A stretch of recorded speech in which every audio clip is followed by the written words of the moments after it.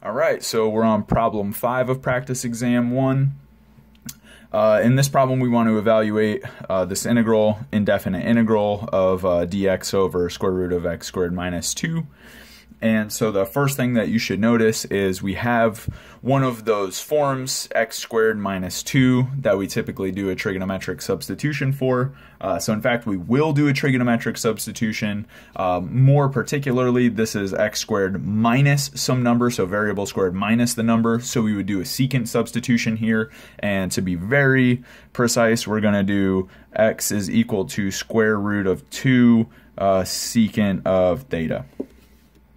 Okay, so doing this substitution, first of all, let me work out what the differential will look like. So dx would be equal to square root of 2 secant of theta, tangent of theta, d theta, right? So just differentiating secant of theta with respect to theta and then adding our d theta here so we get a differential.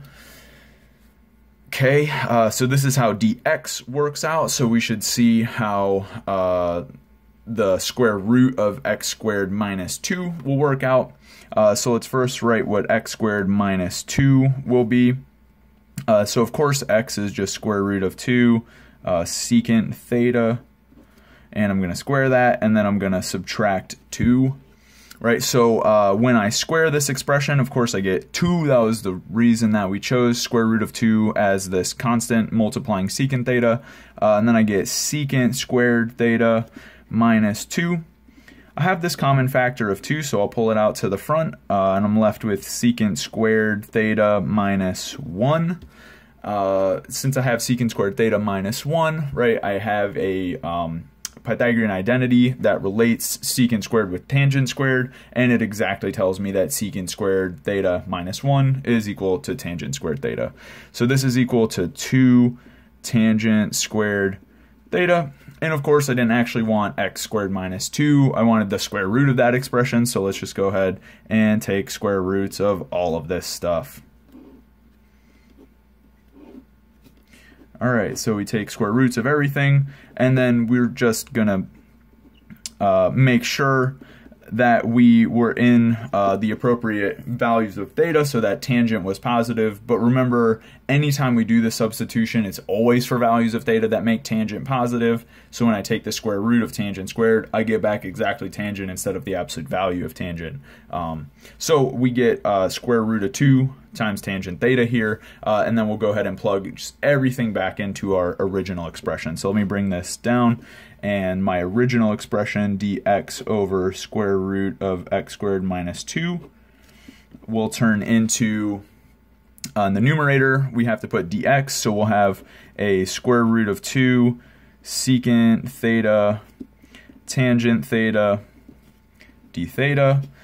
In the denominator, I have a square root of 2 tangent theta, so this is very, very nice. I have square root of 2's canceling, I have tangent theta's canceling, and so all I'm left with at this point is secant theta. Wonderful. So I have to integrate secant of theta with respect to theta. Well, maybe that's not so wonderful. Secant of theta has quite a complicated antiderivative.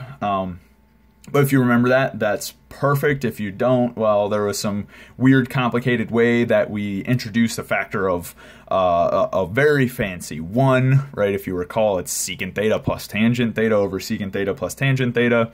It doesn't really matter so much. It turns out that the antiderivative of secant theta was natural log of absolute value of secant theta plus tangent theta. And so since I had an indefinite integral, right, I no longer have my integral. I'm going to go ahead and add a plus c at this point.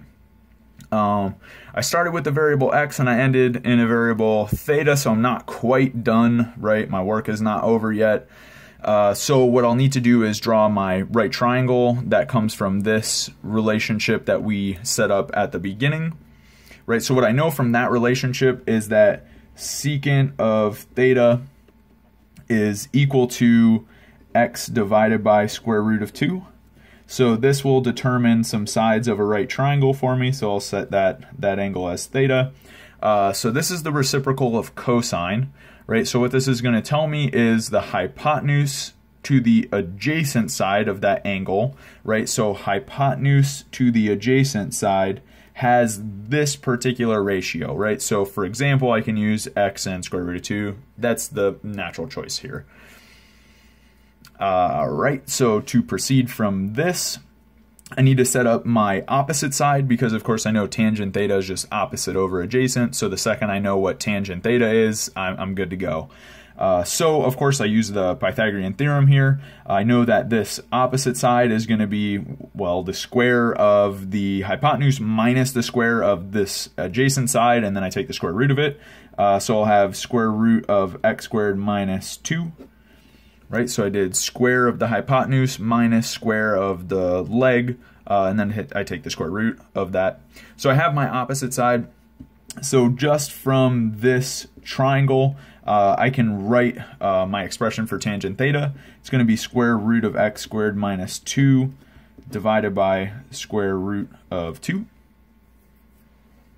Okay, and so now just substituting back all these expressions for x into my expression here in theta, I see that I have natural log, I should keep my absolute values, of x divided by square root of 2 plus square root of x squared minus 2 divided by square root of 2 and plus the constant. And then if you're really good with the rules of logarithms, you can see that we have this common factor of 1 over square root of 2, and I can actually just extract that factor as, since it's multiplying both of the terms in here, of course it's a common factor, so I can kind of pull it to the front. And then what I can do is actually write the product of natural log of 1 over square root of 2 times, well, x plus the square root of x squared minus 2. So I can write the log of that product as the sum of the individual logs. So I can write it as log of 1 over radical 2 plus log of, well, the rest of the stuff. And then I can kind of absorb it into my constant.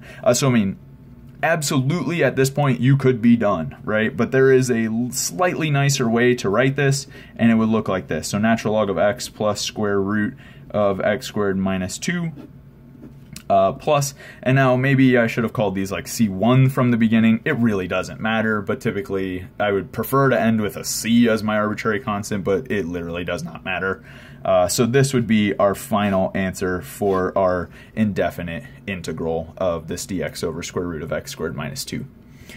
All right, I hope you guys are enjoying the videos. Hope you're learning something, or at least confirming that you already know a lot of this stuff. Either one would be really great. So I'll see you on the next one. This finishes up for this problem.